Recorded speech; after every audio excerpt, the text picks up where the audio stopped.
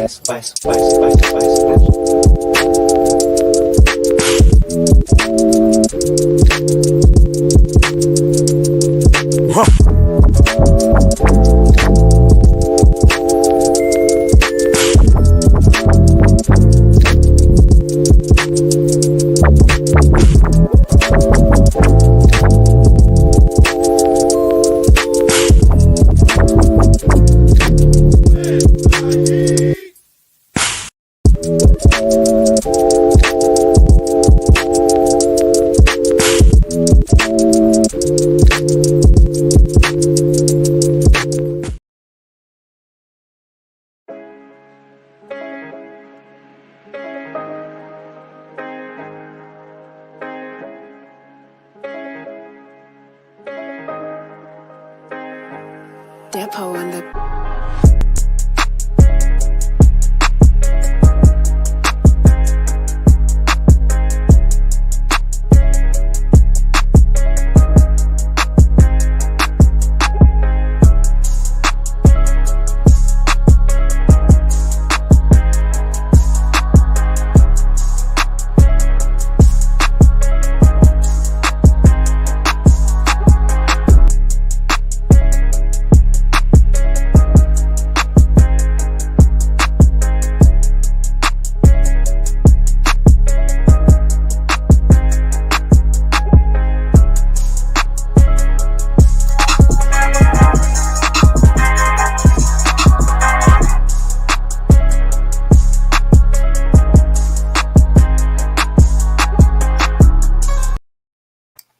Yo, what's good with the business? It's your boy DT3 and your boy MMA Bet Surgeon, aka Dr. Spock, aka the Doctor, and we back at you once again with the Combat Cannon MMA Podcast, Episode 6. What it do with the folk, man? What's up, Serge? How you doing this night, man? Oh, man. 6 weeks in, man. 6 episodes down. We got championship fights out the yin-yang coming these next couple of weeks, people. We were telling you this earlier. We were telling you, people. We got 6 title fights. We got not this upcoming card, which we're going to obviously get into. You saw the couple highlights. You saw Derek Lewis. You saw Curtis Blades there at the end, mauling Alistair Overeem. And, of course, you saw the beginning, which was the result of the main event this past weekend, which was, something we're probably going to cook on a little bit at the beginning, and then we'll get into kind of more, legacy talk where he stands now and all that kind of stuff. Because, I mean, people, if you didn't see the first couple of seconds of that, you know what I mean? And I'll probably replay it halfway through when more people are here, people are asking, you know what I mean? What exactly happened? Those are the finishing blows right there, right? You know what I mean? Those are the, that's the icing on the cake right there for what Kamaru Usman was able to put on Gilbert Burns. But I mean, for the first kind of thing we'll touch on as far as, past weekend, a little bit of weekend recap as far as all that kind of goes. I mean, it was the co-main event. And you know what, on here, people, we didn't really know at what state with all these kinds of fights being pulled off the card. We didn't know. We didn't know what was going to be the co-main. I kind of, I was kind of stupid to assume, obviously, it was going to be Kelvin Gastelum and Ian Heinisch. I was kind of, as per usual, wrong on that one.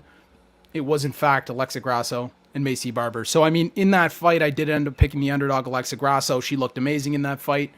Her second fight, now up 15 pounds. And, I mean, this is like her just kind of, it's a testament to her talent. You know what I mean? I think she was a little bit weight trained before. Now fighting in the flyweight division, I think she's just looking absolutely a lot better. I think as far as, if we're looking at the ranking spots, you can see, she's moved up five spots as far as this goes. Macy Barber now down to kind of the bottom of the barrel, the number 15 spot, just hanging on to being ranked.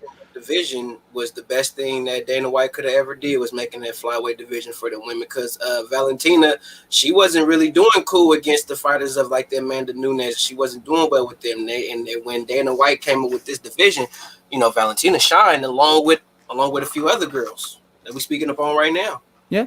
Shout out to Dana White for actually looking out for the ladies. Yeah, absolutely. I mean, it rightly so earned its spot as a co-main event, in my opinion. And I do correct myself. She wasn't an underdog, but I mean, I think closer towards it was actually an even line. But I think that a lot of people were obviously, as far as if you guys are tuning in, people like I do, we're going to be doing it tomorrow, me and the gang. Tomorrow over on my channel, we're going to be doing the full card bet breakdown, 15 fights this upcoming weekend. Obviously on here, we're going to break down the main and the co-main.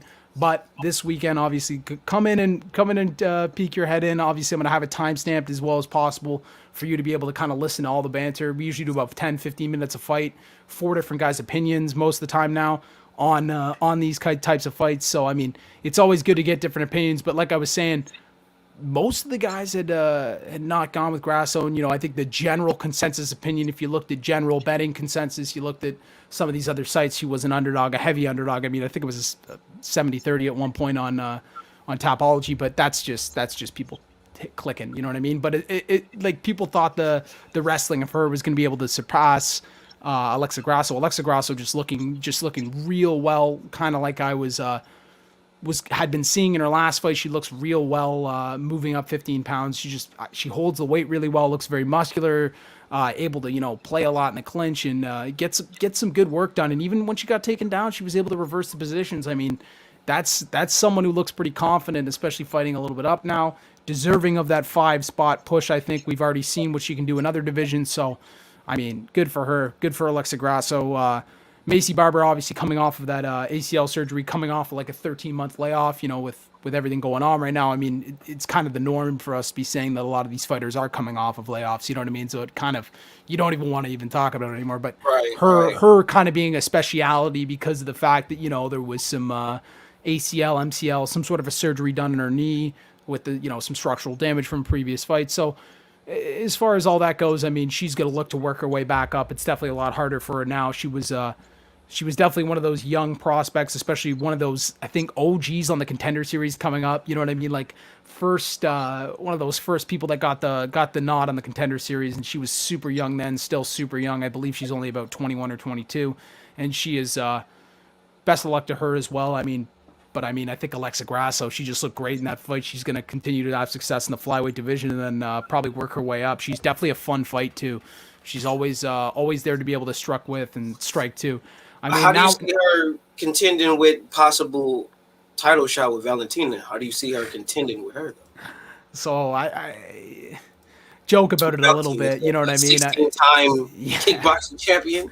Yeah, man. I like to joke about it a little bit. I mean, me and Dan, like, I call it the Rancor pit. You know what I mean? You're walking up. You guys ever seen Star Wars? You know what I mean? You're walking up Yeah. and you're getting dropped in the pit with a Rancor, which is Valentina Shevchenko. And I mean, she is just she's a killer. You know what I mean? In the octagon, she's got the ability to put it on you in multiple different ways.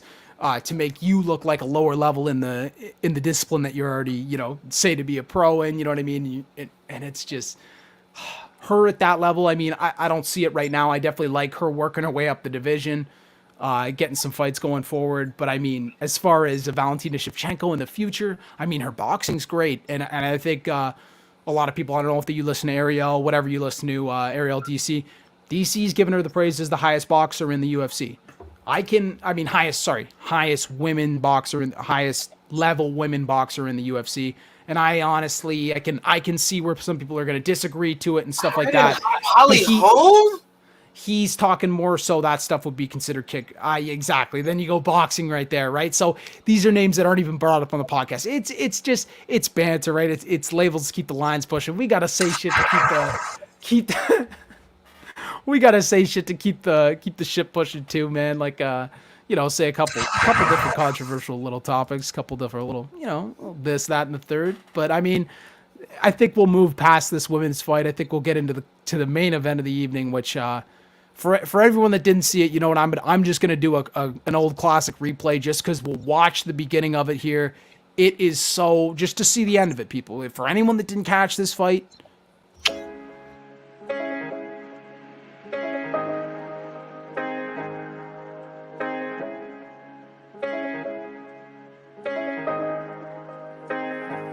Depot on the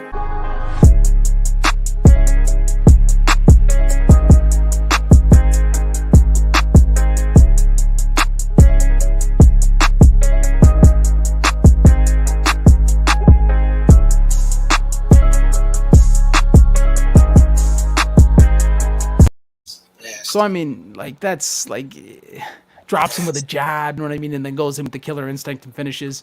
And earlier in the fight, he was dropped previously, like I think it was first or second round, was dropped by Gilbert Burns, and Gilbert Burns came out there looking strong, but Kamaru Usman with that rock head, you know what I mean? He's just got that melon that's just, it's like a shield, you know what I mean? Like, he can take shots off it. He's got a great chin. He's able to walk through shots. He's a great, like, I can't give enough praise to Kamaru Usman at this point. Like, this is a guy who's now, built his way up, come from the Ultimate Fighter, shown how good of a fighter he is throughout.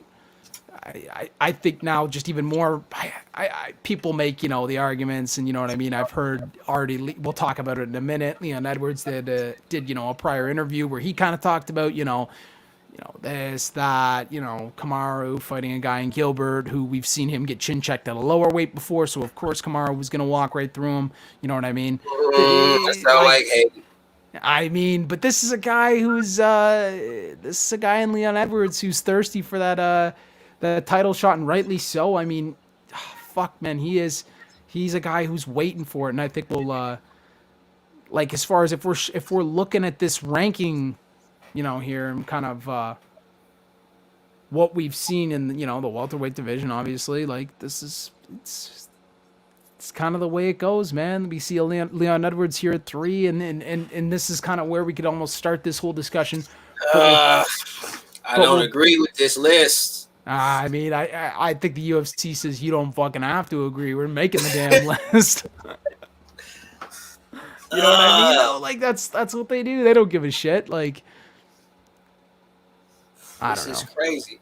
I mean, but like, this is what I'm saying. Like, we're saying Leon Edwards deserves a shot, but then they talking about Jorge Masvidal, who's number 4 on the list, and everybody's talking about. And in this sense, this is where, in some instance, where popularity can pull a fight over somebody who is more deserving. Even in MMA, it kind of trickles down a little bit, because Jorge is the more popular guy, but Leon Edwards is the more deserving guy of the shot. But at the same time, all you hear and everybody talking about is Jorge. But Leon number 3, man, and Colby Covington. Only reason why he even moved up, not because he won it, because Gilbert lost. So, and then you got Mike Chiesa, who been calling out Colby Covington for God knows how long. But he got COVID, so we will get to that in a second, but it's so many other fighters that's way more deserving of a title shot. And I love Jorge Masvidal. I do. But there are other fighters on this list that deserve a title shot way more than Jorge Masvidal. And just because he's the most popular guy, that don't mean he deserves a shot over in my opinion, a Leon Edwards or even a Mike Chiesa after the performance he pulled against Neil Magny. That's I like that opinion. I think I was gonna kind of cut you off a little bit earlier, and I'm sorry I didn't. But I'm sorry I tried to. But in reality, the reason why we're bringing up a guy like Leon Edwards now, and we're saying, oh, he's in the picture for a title shot, he's in the picture for this, that, and the third. He's a guy ranked at number 3 now, who was already set a couple times there. 2 or 3 already now tried to set and schedule against Khamzat Chimaev, in which, there was some issues in which, Khamzat ended up, and the first time I think Leon ended up getting COVID, then Khamzat got COVID. Now Khamzat, the fight is now getting pulled. I mean, I think it's unfortunate. I mean, there was supposed to be that fight at, I believe it was 186, Fight Night 186. I mean, it sucks to not be able to get to see that fight, but at the same time, I'm kind of for it, but just because of the fact that this kind of whole leapfrog position that the UFC was trying to set up with Khamzat Chimaev and Leon Edwards is kind of, it's gone to the toilet, it's gone to shit. So I mean, now at this point, I think that Khamzat Chimaev, and we were kind of saying this on the breakdown show from the other card that we just did, people.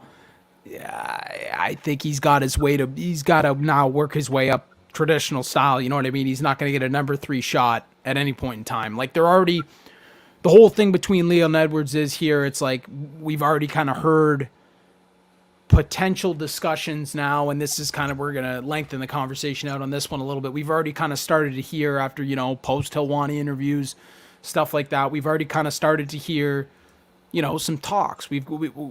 Some talks of, Leon Edwards saying, hey, I want to stay active. I want it to stay active. But you know what I mean? They've been pushing for the Khamzat fight. You know what I mean? They want the leapfrog to take place. They want that whole, that guy that's now ranked 14 was ranked 15 to go fight a number 3 ranked guy, because then he's already in title contention. You know what I mean? You're number 3, you're in title contention, right? So crazy to think of it, but there is a kind of a whole threatening scenario in which Leon Edwards was forced to either fight or get stripped. The UFC literally said this to him. They said, you either take the fight or you're getting stripped. We will strip you of your number 3 ranking.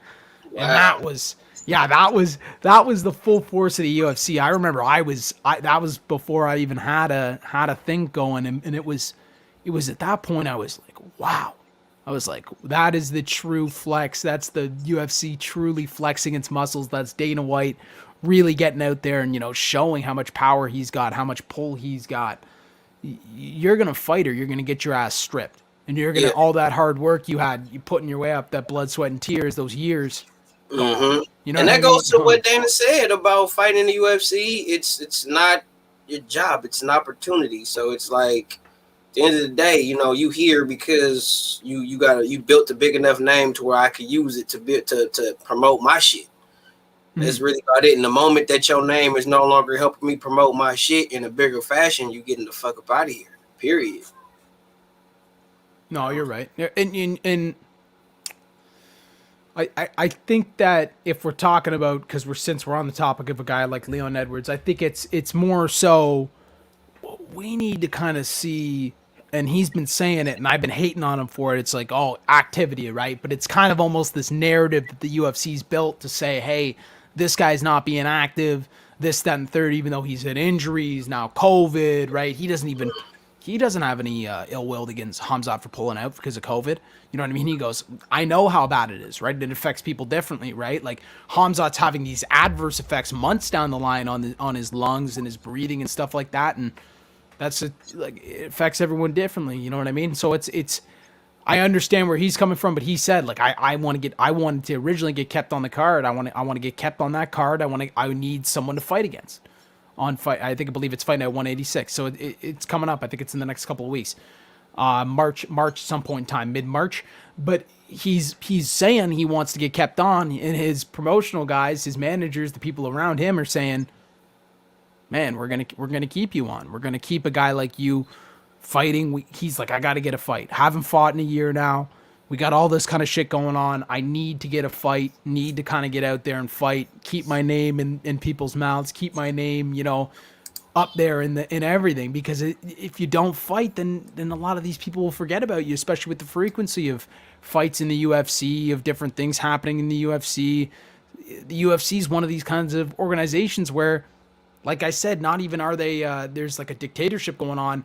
It's this banner that's able to kind of control the way everything happens. And we've seen positives and negatives in the outcome of that. And you know what I mean? As far as guys, sponsorship deals and all that shit. And we've talked about that on prior episodes of talking about, people not getting paid certain amounts and Reebok deals coming into effect. And you know what I mean? These fighters not having, necessarily the union and the ability to stand behind themselves and get proper health care and get taken care of once they're, retired and shit like that. Different kind of conversation, I think, for a different day. We'll touch on that a different day. But at the same time, there's pros and cons to it. You know what I mean? The UFC's got the ability now here to pump out a card every single weekend. Like I've been saying this, it sounds like a fucking broken record now. Pump out cards almost near every weekend. Title fights every other weekend. Not this weekend, but the next weekend we got three title fights on it. It's supposed to be the creme de la creme. It's probably going to try and be the card of the year. You know what I mean? So people. What do you think about this? Help me segue with Leon Edwards being this topic right now. What do you think about with Colby Covington not willing to take a short notice fight with Leon Edwards being the number one contender? Do you think that Leon Edwards wins this fight? He's going to get bumped up to the number one spot. He wins this fight with Colby Covington not taking the fight on short notice. Well, Leon kind of touched on it in the interview, kind of, especially at the end, kind of said, cut the shit, let's fight. Like, this is kind of where it's at, but it being so short notice and Leon being such a high ranked guy, Colby being such a high ranked guy, his name now being out there as far as a guy that's, I think what he's chasing, and it's my opinion, and we're going to definitely segue onto it at some point, is the Ultimate Fighter, right? You know what I mean? I think there's money, there's promotional value to be made there. There's a fan viewer base to expand there as far as once you get on the Ultimate Fighter, especially coming back after 3 years. You know what I mean? We're coming back after 3 years to bring you back the Ultimate Fighter. And there's obviously a couple different options, right? And I'll get into that in a minute, a couple minutes from now. But I mean, Colby Covington rejecting that fight against Leon Edwards, I don't necessarily hate it. I think that obviously the UFC was trying to, take a guy that wasn't as active as they wanted him to be in Leon Edwards, try and give him a fight in which, you either take it or you're not, or you're getting D-ranked, you're getting stripped in the fight against Khamzat Chimaev. That all ended up falling through. The UFC's plan ended up crashing to shit, and now they're looking around saying, okay, what are we going to do? You know what I mean? Like, really, what are we going to do, right? Because, they were talking about it a little bit. Chiesa, out on injury. Thompson, out for a certain point in time as well, injury.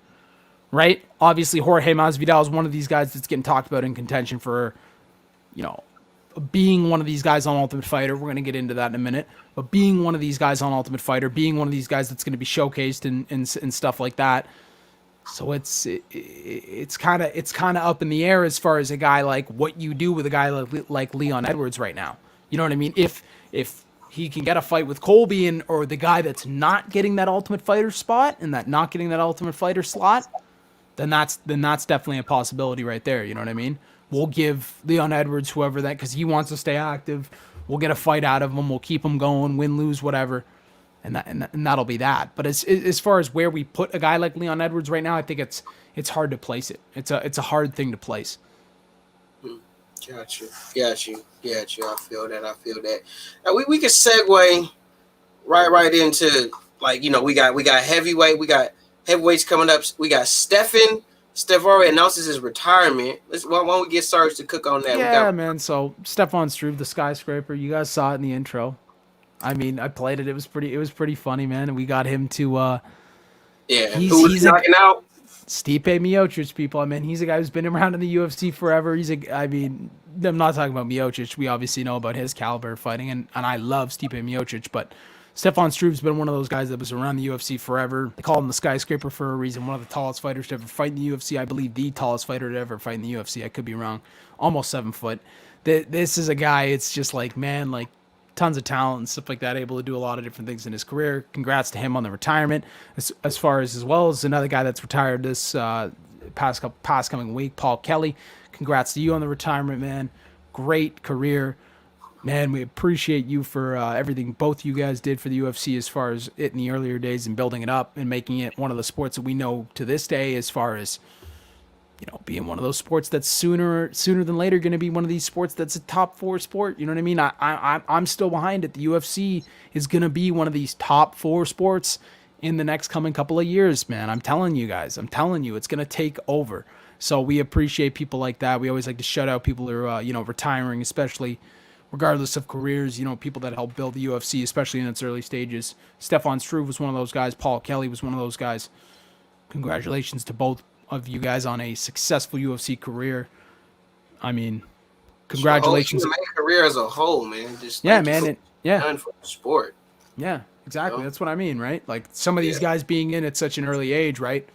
You bring the sport up to a certain point where, man, there's nothing but respect to pay to you, whatever career you had, because before we had all this kind of shit hashed out as far as the UFC goes and rules and all this shit, and it was fading back and forth. And I'm not even saying these guys were that old, but I mean, even still in the earlier stages of the career of the UFC's development, come on, man. Like we gotta show props and show respect where it's due, and it's to guys like that for sure. It always is.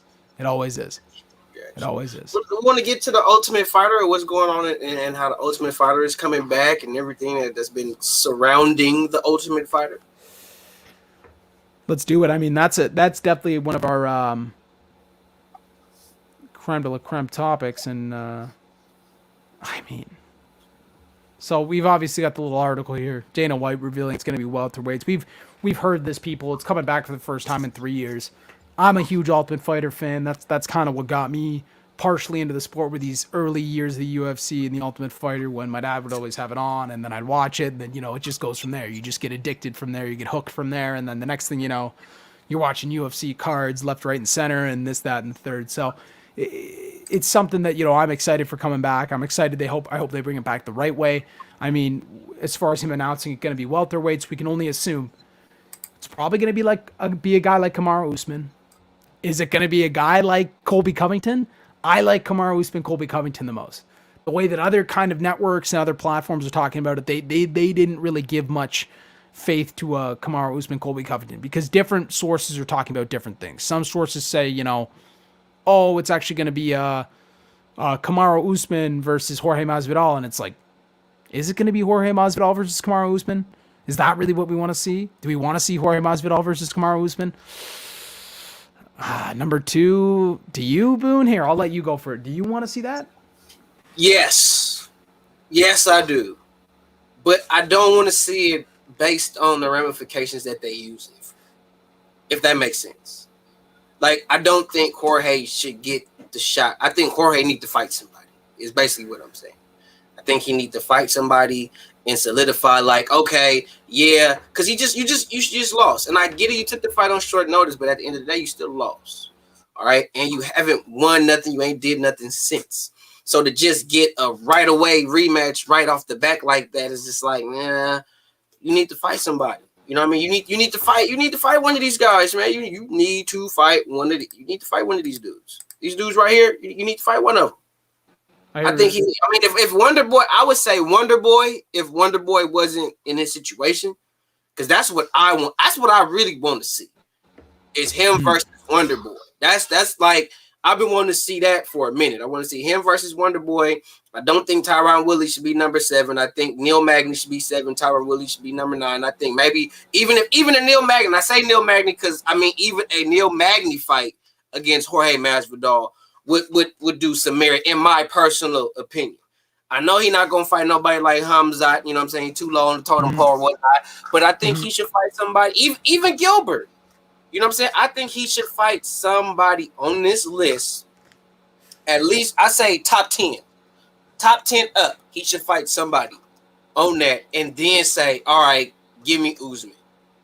And then it'll be, but right now, like if he go right off the back into, Usman got too much momentum. I think Usman to get him at this particular point, because Usman got that momentum. He's feeling it. He's riding that wave. And I don't think, even if you get a full camp, Usman got that fight experience, that fight pedigree on him because he's been fighting. He's consistent. You know what I mean? So he's still fresh. Masvidal ain't been fighting nobody. So he got a lot of ring rush going on that nah, bro. Usman. I think Usman right now could beat just about anybody because he got that momentum. He riding that wave.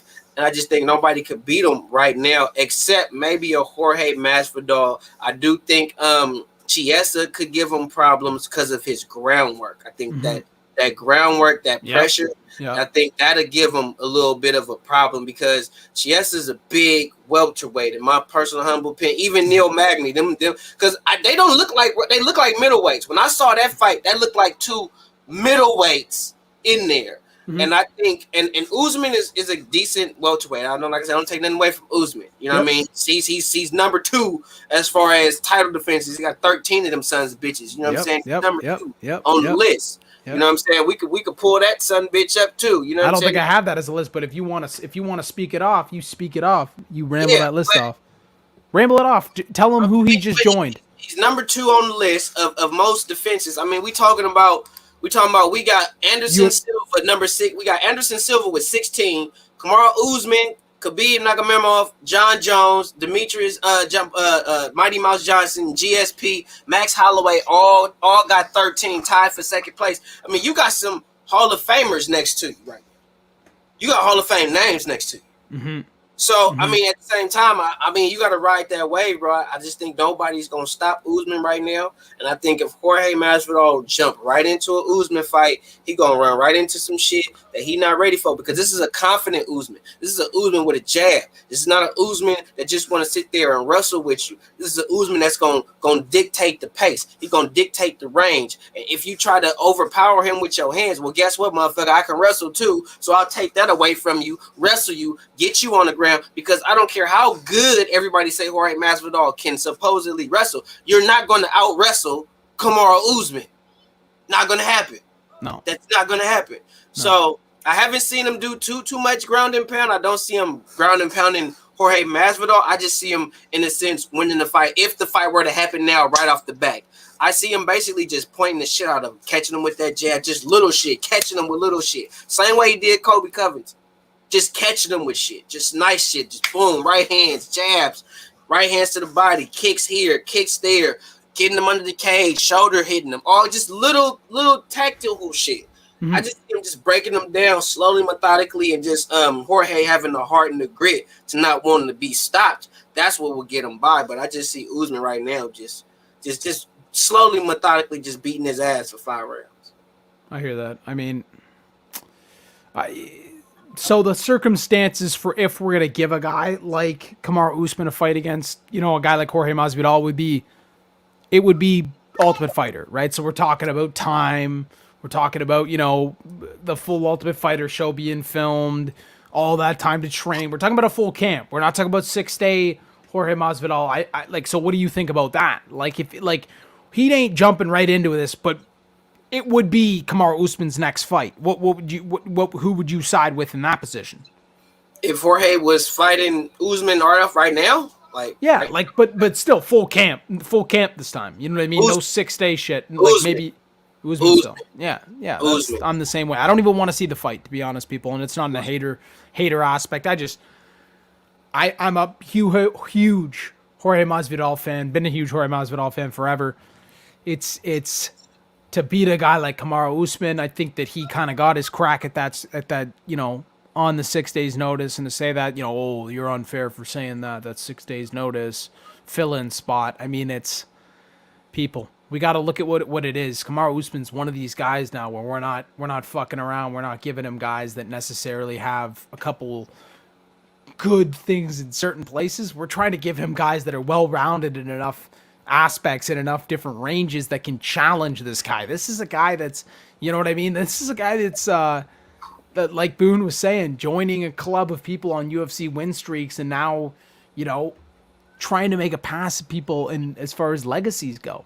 So, I mean, it's are we going to necessarily lay him with fights that are, easy throughout now. I don't think so. Or guys that are good in one area and stuff like that. Obviously, if fights fall out at short notice, you know what I mean. That's the name of the game, and that's the way of the UFC. They've got the ability to put those fights on short notice, so they can do them. You know what I mean? Like that's kind of the beauty of it, right? Like if you have someone fall out, they got someone ready to come in, right? Same thing with kind of the Jorge Masvidal situation with fighting Kamaru the first time.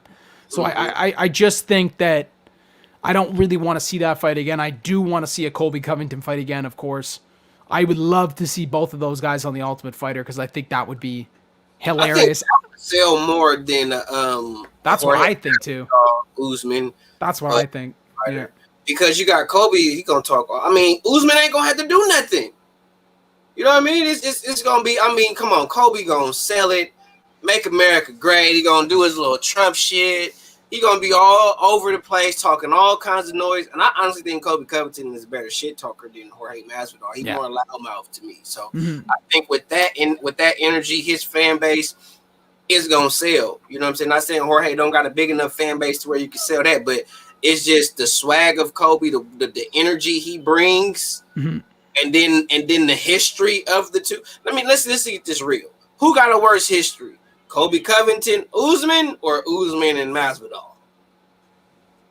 Yeah, exactly. It's a question that we know the answer to. We gotta just hit on it. Like it's Right. I think that Colby, that's the guy we should be giving the Ultimate Fighter spot to. But like now we hear talks from different angles where guys are talking about, it's Jorge and it's Kamaru and it's all these kinds of, but we don't know yet, people, and it's kind of up for grabs as far as who we're gonna get. But like, if you think about it, people, if you think about it right now, and I'm gonna ask everyone else this question, all the fans this question, anyone that's watching and watched this in the replay, the question: if you remember the kind of the last, Ultimate Fighter season that was very good, that was that had a little bit of controversy behind it, that had a big fight lined up behind that motherfucker, like slapped right on the back of that motherfucker, was Cody Garbrandt and TJ Dillashaw. You guys remember that shit? Come on, people. That was them grabbing at each other. We got fucking Garbrandt grabbing the neck, saying I grabbed the snake, you know what I mean? Grab a snake by its throat and shit. Come on, man. Like we need, I think we had a Colby Covington out there.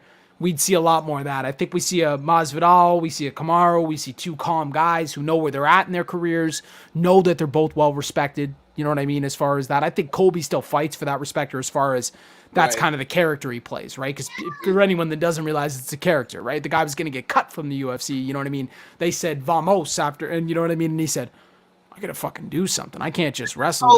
They wouldn't turn it into a race thing. That's what I would hope, is that they turn it into like a race thing. Yeah, you know what? You're right. I don't want that. Yeah. Kobe being white America, you got Usman representing black guy, you know what I'm saying, Nigeria, without, you know what I'm saying, and then with everything going on in America right now, you know what I'm saying, and all that. I just hope they don't turn it, or Kobe, not saying they, meaning the UFC. No, I know, I hear you. Kobe being, the way he is and everything that happened, because you got Gina Carano, not to get too far off topic, but we got Gina Carano. Go with it. Yeah. Who was she just got kicked off the Mandalorian for the statements that she's made.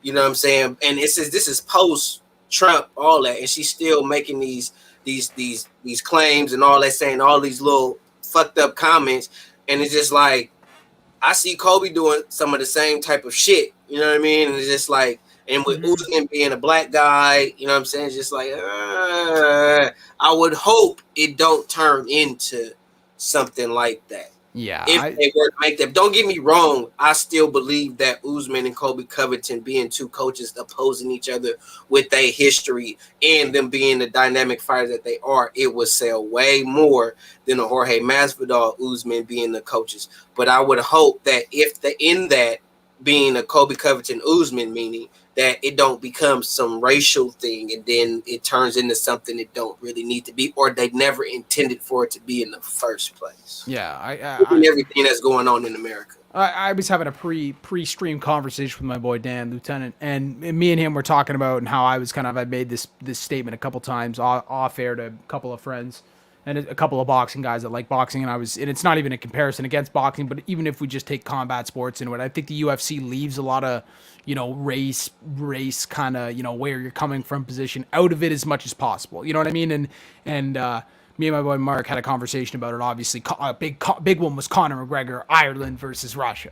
Remember? And then they had the whole Khabib thing clipped, and then they had that whole thing. So right, so I see some, some race kind of going at it, and certain kind of, not even race, you know what I mean? Just place planets and people on the map in different parts of the map and stuff like that, like going at it and stuff like that. But I think the UFC leaves a ton of it out of it, and I think that's the way it should be. You know what I mean? Like I can like guys from Chile, I can like guys from different parts of the world, guys from Iran. I can just like guys from everywhere, right? And be a fan because there's so much going on. That whole race bullshit, the stuff that, we should be seeing right through anyways, but people don't see through it. You know what I mean? We just look right through it. And that's the beautiful part about MMA and the UFC. And I think a lot of different MMA promotions, it's beautiful. You know what I mean? And certain places you'll get boos and, certain people will create racial tension, right? Like, let's not get off the fact that Colby Covington went to Brazil. I remember watching it live, beat RDA and said, I don't even want to repeat it. You know what I mean? For all my people that are, Portuguese or from Brazil and stuff like that, like, he obviously trashed the country, right? And all that kind of stuff, right? They were all super mad at him and shit like that. And right. And he was scurrying the hell out of there. Right. So, and we've seen it in other kind of scenarios. We've seen guys in past do it, like a Chael Sonnen do it and stuff. So it goes all the way back, right? Like it always kind of exists in a certain sense, you know what I mean? But I think the UFC does a good job at keeping it tame, keeping it not brought up too often, and not making it the selling point often, you know what I mean? And I don't think the fans bring it to that degree where it gets to there, you know what I mean? But with a guy like Colby Covington, you're totally right. Like he could easily turn it into that pretty quickly. You know what I mean? Like I said, like just with one remark and people take it a bad way and then boom, off it goes. You know how like social media and everything works these days and all that kind of shit. He says some touchy shit. He says some touchy shit. I'm not even going to lie. He does.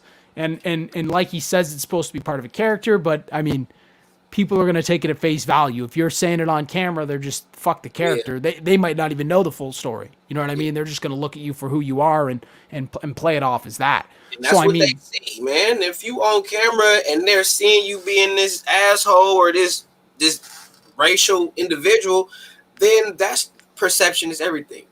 The way people perceive you to be, that's what they are going to think you are. So if you perceive to be a bullshitter, even if you're not really a bullshitter, people don't think you're a bullshitter. So if you perceive to be somebody that's controversial or racist or racial in any way, then that's how people will perceive you. And I think Colby, in my opinion, he come off as an asshole. I don't look at him as a racist. I look at him like he just come off as an asshole. Yeah. And he might be the coolest dude in the world. You know what I'm saying? So who knows? That's that. Like I said, that's the kind of the role he plays. That's kind of where he fits into the whole cog of the UFC. You know what I mean? We need guys like that at every division. We do. We need even if it's a McGregor copy, it's a cheap ripoff DVD McGregor copy. It's like, nah, he's got his own little shtick going. He's been doing it pretty well. And I mean, as much as it might offend certain people, I mean, it does sell, and it's gotten him to that point where he's already been able to work his way up now, and now he's trying to, obviously keep his name in people's mouths, try and keep something going as far as a fight goes. So it's kind of, it's a weird kind of, whole kind of spectrum of where that all gets in the UFC. But I think the UFC limits it very well as far as, fans. I think they do a great job at, not making it about that because, like I said, there's so much shit to focus on. There's so many different fighters from so many different regions of the planet. It's just all over every single week. Who the fuck cares? You know what I mean? And it's never mattered to a lot of people, you know what I mean? But even those people that do give a shit about it, they don't even have time to focus about it. So it's a beautiful thing. I think it's a beautiful thing the way that, they've kind of, and like I said, they do wrong in certain fights and certain guys say certain things, but still. And I mean, I think that, eventually, you know what I mean?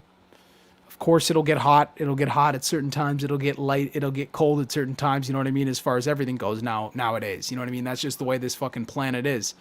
But at the same time, I'm looking forward to any fights that come up nowadays. I'm looking to, like I said, super looking forward to an Ultimate Fighter. hopefully they keep that whole aspect of it out of it. Because like I said to Boone, I don't want to see any of that. The UFC, I want it to be kind of stay the way it is as far as that whole sense of everything goes. But man, it's something I'm so looking forward to as another season of the Ultimate Fighter, especially if they put some spicy guys on there like a Kamaru Usman with the strap against a guy like Colby Covington. That would be something that I could I would be like doing little like I'd be watching the episodes, saving them and shit, man. Like it'd be good, right? Because there'd be a lot of stuff to watch up, right? And then we even get a more in-depth kind of, it's like an extended embedded, you know what I mean? It's like an extended embedded where they get to coach against each other and actually have some competitive nature before the real thing, which is the fight, right? So I think it'd be something that, man, I'd love to see it. I mean, I'd love to see anyone up there on the Ultimate Fighter. I'm ready for them to bring it back in full force, but obviously the right way and with the right people. What makes it weird to me before we segue into the upcoming fights that I want to talk about, what makes it weird to me is like, could you imagine me and you, we both fight in the same division, right? But not only that, and we're the coaches, right? But to make matters worse, we're coaching our future competition. Yeah, well, yeah, like, you know what I mean? Like, and that's the irony, and I gotta look at that whole thing because I do want to see if they revealed what weight divisions there's going to be, because we've seen discrepancies, you know what I mean, and it's not always welterweights with welterweights. In this case scenario, do welterweights versus welterweights. You're right. Bring the guys in that made them to get them there, especially a guy like Kamaru Usman coming from the system of the Ultimate Fighter, like to begin with. You know what I mean? Imagine you are a welterweight. Yeah. You got an MMA record. You probably got like 4-5 fights under your belt. Yeah. And you go to the Ultimate Fighter, and the pinnacle of the division like the guy that you're hunting down is your coach. That's what makes it so interesting, man. We've seen so many seasons in the past, man, where and now I'm trying to think of his name, and I won't think of it for too long, but I want to say Matt Serra was a product of the Ultimate Fighter, and he came up and upsetted Matt Hughes, but I think it might have been the other way around. I think it might have been Jens Pulver. So I think Jens Pulver was straight out of the Ultimate Fighter, came straight through the whole thing, and the whole goal back in the day, right? So, fuck. And I could be totally off by this, people, so obviously don't hold me to it. I think the whole way it was set up back in the day is they actually had it structured so you would fight through the Ultimate Fighter. If you won the Ultimate Fighter, you would then have a date set with the champion. They've done it like that a couple times. You know what I mean? Which is crazy, right? So the two guys are still coaching. They're not going to fight. You know what I mean? They're just coaches against each other, right? We've seen it like that before. We've seen your Uriah Connor and all that shit even in past, right? So modern era Ultimate Fighter, right? But then we've seen guys work the ranks up, and I still think it was Jens Pulver work his way up, and I think the winner got to fight Matt Hughes, I believe, or it was Matt Serra. Now I'm all fucked up, you know what I mean, with the whole Matts and all that shit. But I mean, it was one of those guys, and that was something that was, I mean, that was kind of crazy to see something like that. I mean, I don't think we'll ever see something like that again. You know, you fight your way up through the Ultimate Fighter, and there's your shot at the champion, you know, a lined up shot with the champion. I don't think it's ever going to end up happening like that, but I mean, I think that's still, you know, that's still up in the air as far as all of it goes, but I'm super excited about the Ultimate Fighter. I couldn't be more excited. I think we'll move on, like Boone was saying, into our, fights this weekend. I want to, and I think it was Blades and Lewis. I'm really looking forward to this, and as beautiful MMA analysts that we both are, we are divided on this. I'm going with Lewis, and I'm going with Lewis. You want me to do the breakdown first? You want me to do the breakdown first? I'm gonna say who I'm going with first, okay, and then okay. I'm gonna let you do your surgery. Yeah, I'm going with Lewis. Late third round stoppage. Okay, and I'm gonna touch on that after. You can take the operating room, Serge. Take the operating room. Let's keep that pulled up. Let's keep that pulled up while I head into the operating room. I'm fucking around. Man, so people that actually, you know what? We ain't doing it justice. We'll start off with the co-main. I feel like, you know what? We'll do co-main first. We'll get all that. We'll get all that brushed out of the way. We'll fly through co-main. I'll fly through the co-main for you people. Back-to-back weeks here, we've had females in the co-main slot. And I mean, last week, like I said, well deserving of that co-main slot, putting on an absolutely, I think a good performance for MMA, beautiful performance for women's MMA. But as far as this fight goes, the bantamweight fight at 135 pounds, we got Ketlin Vieira, 5'8" with a 68-inch reach, taking on Yana Kunitskaya, 5'6" with a 68.5-inch reach. Ketlin Vieira, 5-1 in the UFC with 11-1 record. Kunitskaya, 3-2 in the UFC with a 13-5 MMA record. 2 knockouts, 4 subs for Ketlin Vieira. Yana Kunitskaya, 7 knockouts, 1 sub. Ketlin Vieira coming off of a UD win over Sijara Eubanks, a.k.a. Sarge. Closer to my name, Serge, but I mean, close. Vieira was basically looking for the clinch pretty much quickly in that fight. Long striking throughout that fight from Vieira. She's, looking for the clinch a couple of times, looking for a couple takedowns. Like I said, 2 and 4, 4 submissions. She does have a Brazilian Jiu-Jitsu, I believe, black belt. I could be wrong, could be a little bit under that, but she is one of these women that is definitely viable and dangerous on the ground.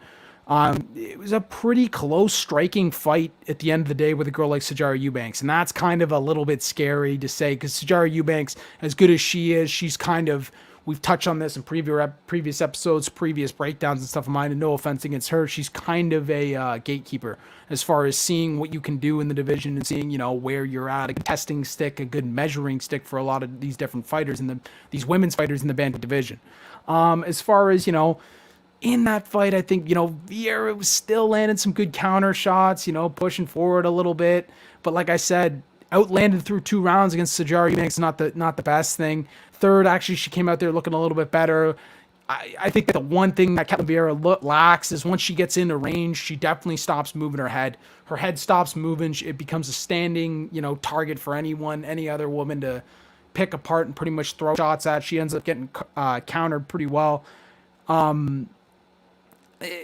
Throughout the fight, I think it's one of the things that, like I said, UD win for Ketlin Vieira, but at the same time, it was a telling fight for a girl like Ketlin Vieira against Sijara Eubanks. I think that's pretty much what it was. As far as Irina Aldana, that was kind of a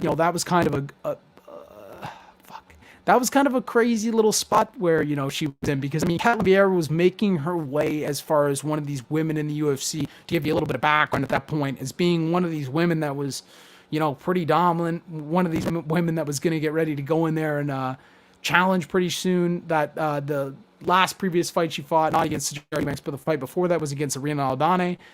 That was number 10 versus number 2. Irina Aldana being number 10, Ketlin Vieira at that point being number 2. You know what I mean? So I'll tell you that as it was, you know what I mean? Like, and ended up in that fight getting knocked out. And I'll explain, obviously a little bit more how, but she was able to, the fun fact is that going into that fight is Ketlin Vieira was able to get a takedown in all 4 of her previous fights. But, against Irina Aldana, man, it was a good fight. Like, she was cutting the ring off a little bit well, but Irina Aldana was, moving very well. She comes from a very high Mexican boxing background, and she was just walking her into traps throughout the fight. Both women were landing, but Aldana's angles were cut very well, cut very tight. She was, making her pay for that.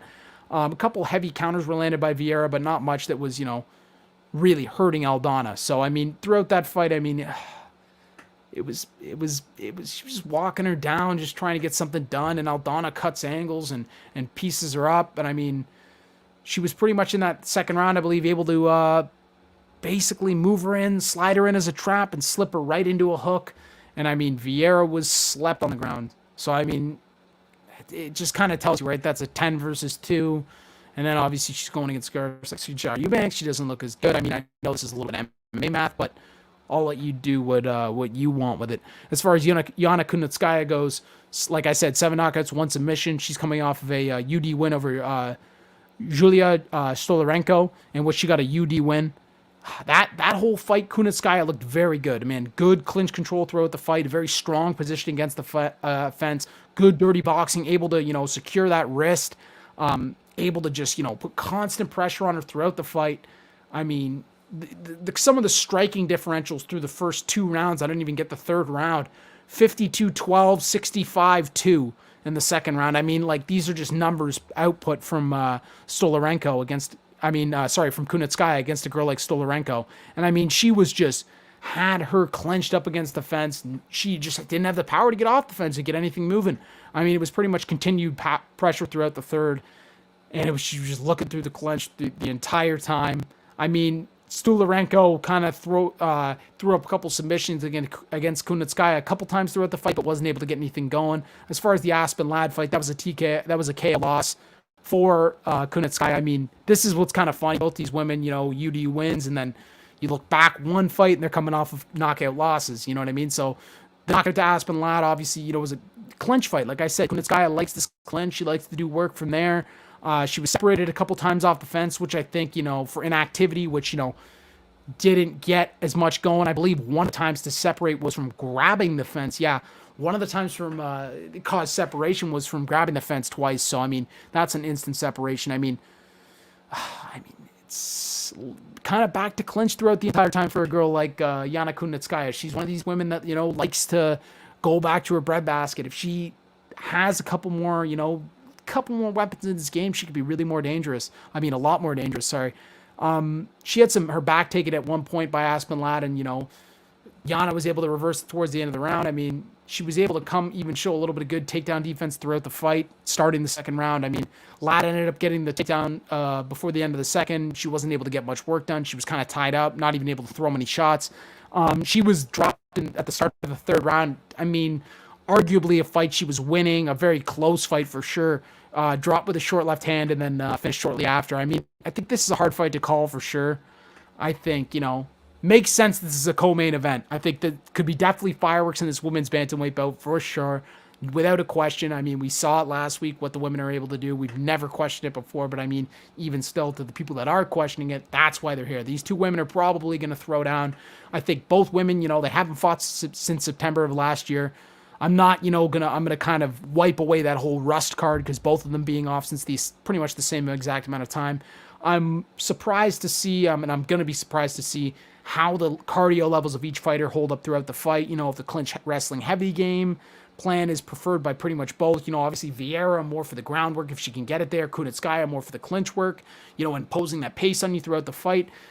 Definitely a hard fight to call. Haven't looked at any numbers yet. I think that Ketlin Vieira is probably definitely going to be the favorite. I think I'm going to have to go with Kunitskaya. But, I mean, Ketlin Vieira comes out of a very, very high-level camp, Nova União. And, I mean, they don't mess around, especially off of the Sarge win. I think that, she might even look better. But I think without that time off, I think a girl like Ketlin Vieira comes in a little bit of worse shape. I think Yana Kunitskaya is able to put the pressure on her, able to kind of push pace a little bit. And if she's able to defend a couple of these takedowns and keep keep Vieira off of her on the ground, I think it's Yana Kunitskaya's fight to lose. Therefore, I think I'm going to be taking Yana Kunitskaya via decision in that fight. Boone, you have anything to say about that or no? No, I'm good. I'm letting you do work on the operating table. Yeah, man. I'm just all odds are in the graphic. I mean, I'm just trying to. I can barely even read those. My eyes are shot. If anyone can read those odds, type them in the comments, and I will. Moderate favorite for Kaylin says negative 275. Yeah. And Yana is positive 215. Okay.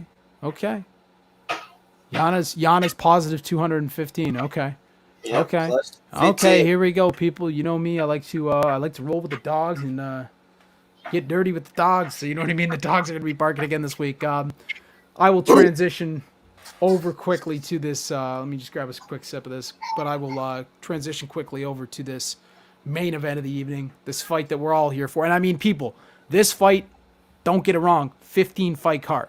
Me and Boom were talking about this. 15 fights. I mean, like last week, we saw a bunch of these, fights fall out last minute, COVID, all this kind of shit come up, you know what I mean? And that happens, right? But at the same time, 15 fights lined up is 15 fights lined up, and I'm excited to see 15 possible fights, especially headlined, like I was saying, by the two men of the hour, the two heavyweights.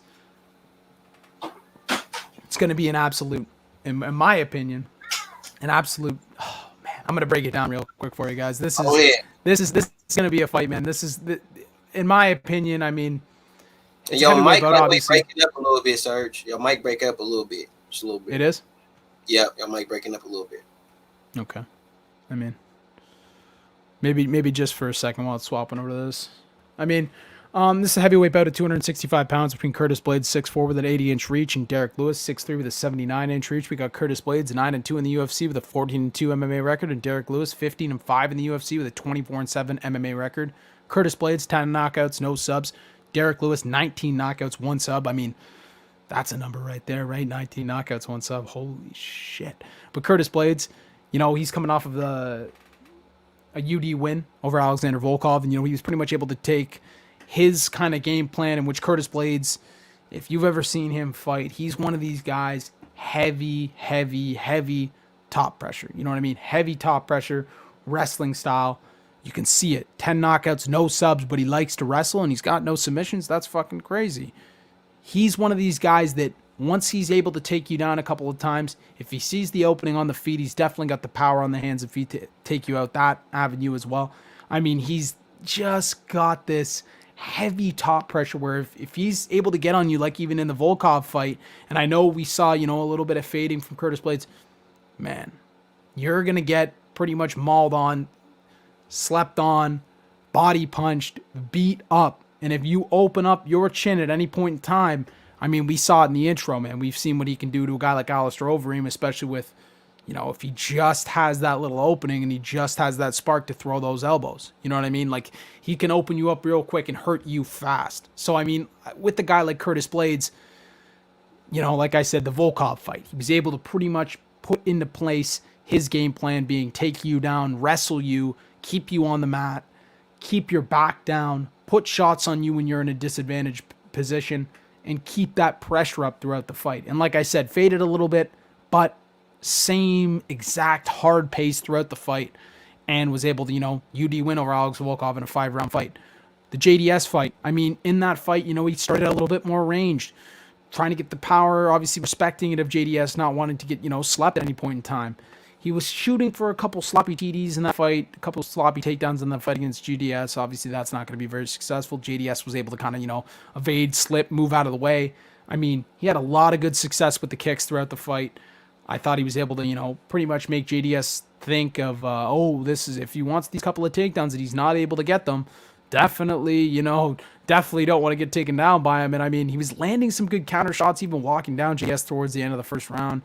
I mean, he was even countered with his flurry, and I think that's when a guy like Curtis Blades works the best. Obviously, is when he's able to get one thing working and then able to, mash the two together to play off them in perfect harmony, which is the takedowns and the boxing and the stand-up. You know what I mean? If he's able to get them all mashed together and kind of working in unison, he's a hard guy to stop. So, I mean, even in that fight, like, he didn't have a success getting the takedown, but I mean, even just making JDS think for that split second, takedown's coming. I got to be ready.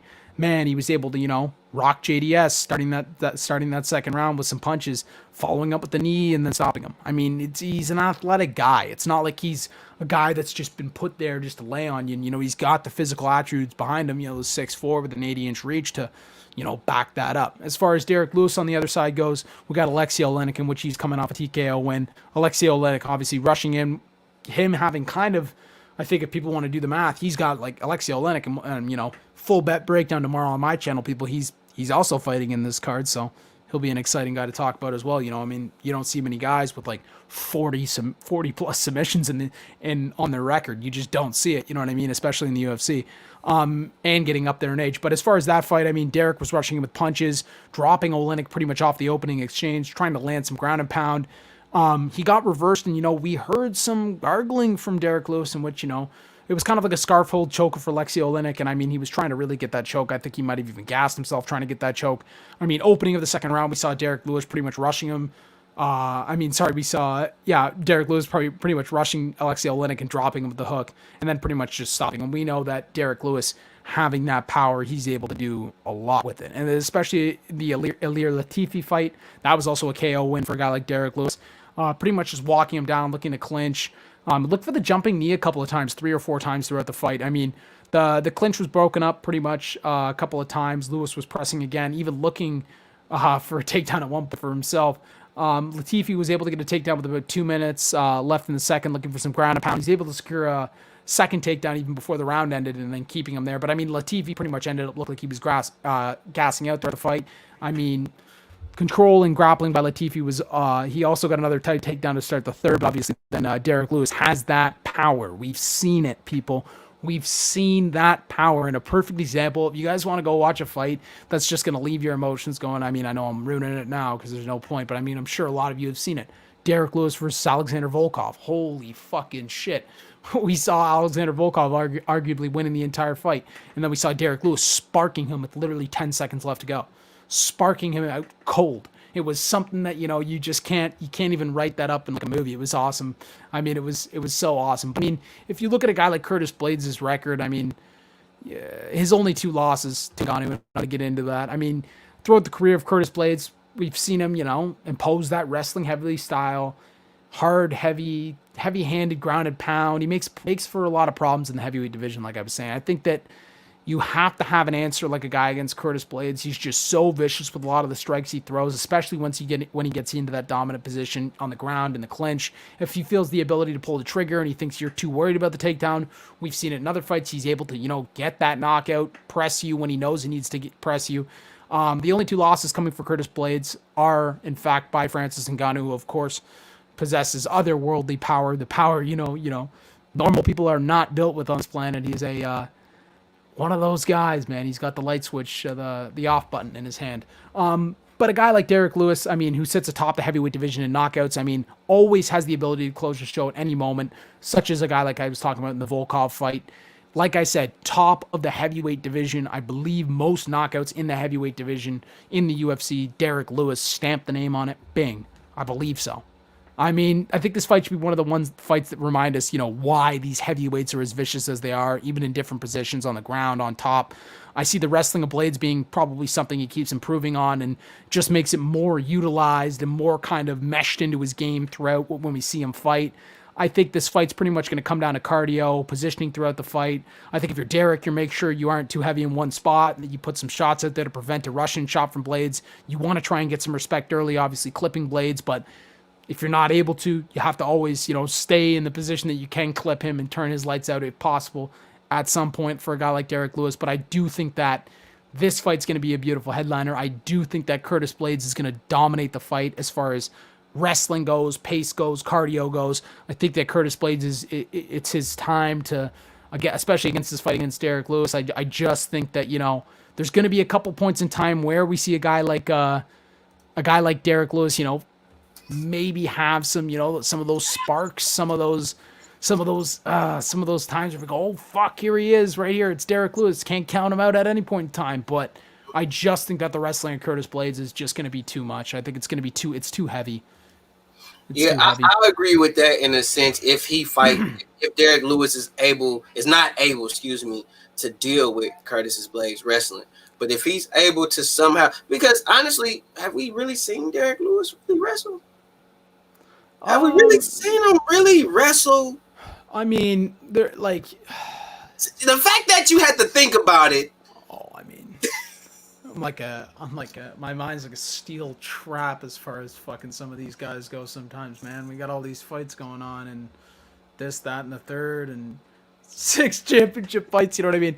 I gotta definitely scroll down it for a second, but yeah, like, man, like even just for example, one of the fights I broke down, like the Olynyk fight, you know what I mean? Like, we've seen him in positions try and, win some of these wrestling exchanges. He's not able to win them. I think another beautiful example, shout out to my boy LT, is a guy like DC. You know what I mean? Like, we watched a guy like Derek Lewis get thrown into the ringer for fighting guys in DC for the belt. You know what I mean? Like, man, we saw him in that fight, man. No wrestling ability in that fight.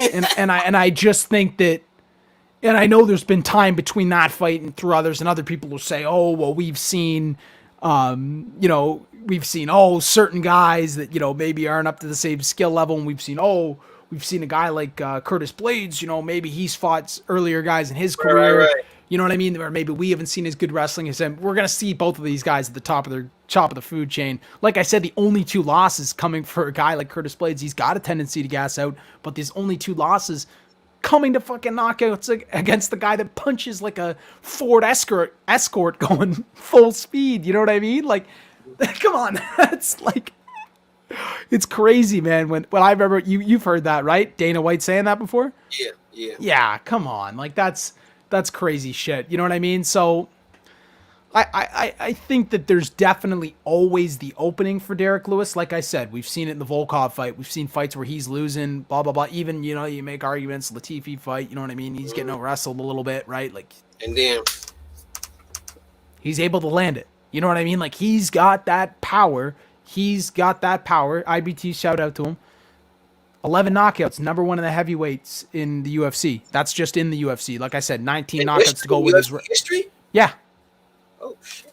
Yeah, and like I said, it's 19 knockouts to go with his resume and stuff like that. Even just that's impressive. You know what I mean? Yeah. But just to have that many in the UFC, longevity throughout the career at the heavyweight division, I mean, that's why I said, I did say that I was gonna stick with him winning via KO in the late in the third, because I did think he was gonna catch him with some shit. I feel that that's how the fight gonna go. I think that Blades is gonna be beating the shit out of Lewis. He's gonna be mauling him. He's gonna give him that good wrestling pedigree that he got. And I think Lewis, I'm hoping. I ain't gonna say I think, because I really don't think Lewis got any wrestling whatsoever, motherfucking ever. But I think I'm hoping that he'll be able to maintain and hold on. And I think Lewis is gonna catch him late, and it's gonna be because of Blades thinking that he got him. And when you beating the shit out of a guy, you think you got him, you start getting a little comfortable, and I think Lewis is gonna just go for broke one time, and he gonna clip him. He gonna clip him. Yeah. He's got that off switch. Like I said, he's got that off switch. He's always got that ability to, turn the lights off, shut the game off, everyone go the fuck home. It's over, you know what I mean? Like, it could happen at any second. It happened in the first round, it happened in the first exchange, could happen in the 10th exchange, could happen in the 5th round, right? 5 motherfucking rounds. Main event, 5 rounds. We got to think of that, right? 5 rounds. 5 rounds. That's why I say cardio plays such a big kind of role in this fight as far as where it's going to go, because it's, are they going to have the cardio? Are these guys going to, who's going to fade first? We've seen Blades have issues with cardio before. Depends how heavy the wrestling game is, how hard he makes Lewis work, you know what I mean? How hard he has to work himself. A lot of variables obviously coming in for each fight, but I mean, I just see the wrestling style, the heavy style of Curtis Blades being a lot more significant in the fight. I think that there's always, like I said, the ability for a guy like Derek Lewis to catch him, spark him out, but I just think he's going to be a little bit heavier, and if he survives those couple of flurries, gets him real tired, gets him in that main event, he's got him in that main event slot, able to take him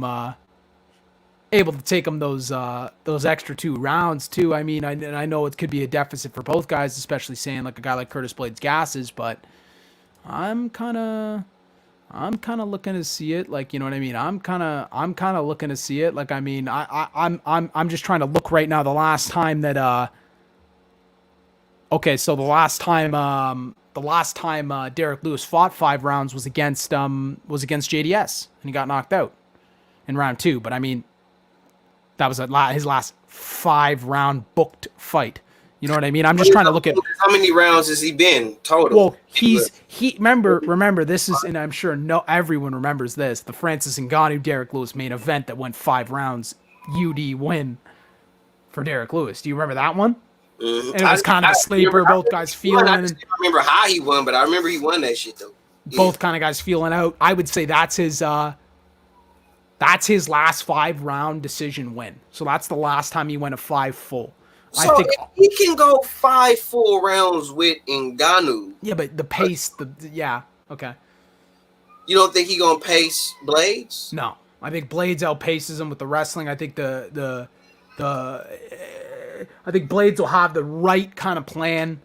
Him and his team, they'll be good to go. Elevation Fight Team, they'll be ready for him coming in, probably ready to do 4 I think we'll see a lapse. We'll see that kind of point where he has to pass the bridge, make the crossover to getting into that second gas tank, that, you know, that backup win that he's got stored there. We might see a lapse, and that's when Derek Lewis has the highest probability of scoring that knockout, that shot he needs. But at the same time, I do think that Curtis Blades, with the wrestling pedigree behind him, I think that it's for me, it's a no-brainer. I think that he just has that pace, the style to just be the kryptonite for a guy. Like, it's striker wrestler. You know what I mean? It's striker wrestler at this point, but of course we've got a guy that doesn't go for subs. You know what I mean? Neither one of the guys got subs. You know what I mean? So, but I want to see if the whole thing is, right, we always see Derek Lewis able to get out of these advantageous positions, kind of spring up and stuff like that. When it gets into 4 and 5, when now he's on top, he's got a guy still on top of him. If he's still got the tank still on top of him, pushing pace, pushing pressure, trying to get takedowns, then I think for sure, I just don't see a lot of different ways other than the knockout for a guy like Derek Lewis winning this fight. And I just don't see him sparking Curtis Blades. I just don't see it. But like I said, anything can happen. That's what makes it beautiful, especially at the heavyweights, right? One punch. One punch. That's all it takes. Yeah. For all we know, Blades could come in, and we thinking it could go however long, and then Blades come in, fight over. Lewis come in, fight over. Anything. Or it could be a dog fight. Yep. A dog fight. Yep. Absolutely. You know, you never know, man, how it's going to go, man. But is there anything else you want to cook on? We pretty much went across everything we wanted to touch on. If there's anything, you know, in particular that you wanted to cook on, man, feel free to cook on the search. And this is a good one. So we got Figueiredo and Moreno set for the rematch, UFC 261 on April 24th. Go to work. Just adding to our large resume. Obviously, we just saw Davison Figueiredo and Brandon Moreno go at it right before the end of the year on the last card of the year, I believe, or was it the first card of the year? Last card of the year, I believe. It was an absolute barn burner fight. Obviously, we saw like a split draw win. Like, it was a fucking awesome fight. Like, some kind of crazy shit went on throughout the fight with some nut shots and some shit like that. So I'm stoked to see the rematch. A guy in Figueiredo, in which, you know, not a lot of these guys are able to hurt him. He's getting stretchered off. You know what I mean? Going to the hospital instantly. So I think a lot of people are excited to see this fight, especially it being booked in at 261. 261 being the event after Francis and Stipe. Francis and Stipe being 260, and then 259 being the, like I was saying, alluding to pretty much our next week Combat Cannon episode, in which we're going to be talking about and breaking down the three title fight card, which is coming up in a mere, like, basically 2 weeks, not even. You know what I mean? Not this weekend, but the next. So I think it's gonna be one of these exciting kind of weeks as far as it all goes down. And I mean, there's pretty much just one more thing I want to touch on. You know, not even big news. Pedro Munoz, Jimmy Rivera 2.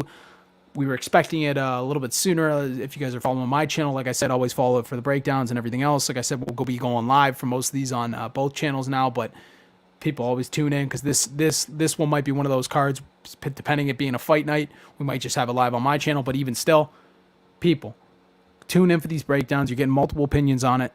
Like I said, more than one person's opinion. You don't have to agree with me. You can take multiple opinions and then make your pick off of that. But always tune in for these. We were talking about Pedro Munoz, Jimmy Rivera 2 as being one of these, you know, these touted fights. But of course, you know, that bullshit has to get in the way sometimes. The old COVID, and so therefore that fight has now been rebooked to UFC Fight Night 186, or 187. I mean, Fight Night 186, which is supposed to be the Fight Night card before the fight night card, which was supposed to be headlined. Fight Night 187, which was supposed to be headlined by Leon Edwards and Hamzat Chimaev, which is now off. So I mean, I think that that's pretty much all I got to wrap up for as far as we got here. I mean, comments now and whatever else kind of banter needs to happen, but that's as far as scheduled programming goes, people. Yeah, man. I mean, it's not really too much. I just want to, you know, I see you, L Dog. I offer you this. Paul McLaurin, IBT, man. You always catch the cannon. You'll never catch my boxing talk, man. I'd love to do a boxing talk with you one time.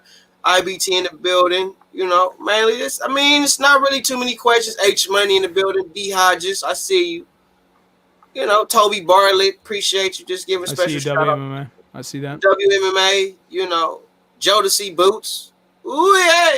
Chain with Ice. J Blues. Mondo Solo. What's up, Los? I see you. Appreciate you stopping by. What's up, You know, Mark? that's pretty much it. Just give a special shout out to most of the main people that slid through in the chat, man. I Yep. appreciate everybody that Yep. came through, man. And you know, as always, man, you know, tune in every Tuesday night, 7 Man, p.m. people, we're trying to, yeah, like Boone saying, man, we're trying to grow this thing. Every Tuesday night, you send it out to people that you think would like this kind of thing, people that you know, and I do think that at one point in time we're gonna do probably around 10, something around then. We got to throw it in, just a Q&A one where we just do all fan questions because we got to keep it somewhat on a level where we're still communicating with you guys as far as combat canon goes. So as Right, far right. as a Q&A coming at some point in time where you guys will be able to bounce questions off of us, you know what I mean, shoot the shit with us a little bit, that will be coming at some point in time, but we appreciate you guys. I mean, this is something, you know, we're working hard at, we're working hard to build, and we're trying to keep this shit going, people. We're trying to keep this shit going in the best way we know possible, and that's to keep putting them out every week and putting our heart and soul into it. So, I mean, respect it with a like, do whatever you want, share it with people, but show us some love. We appreciate you. I'm going to roll the outro.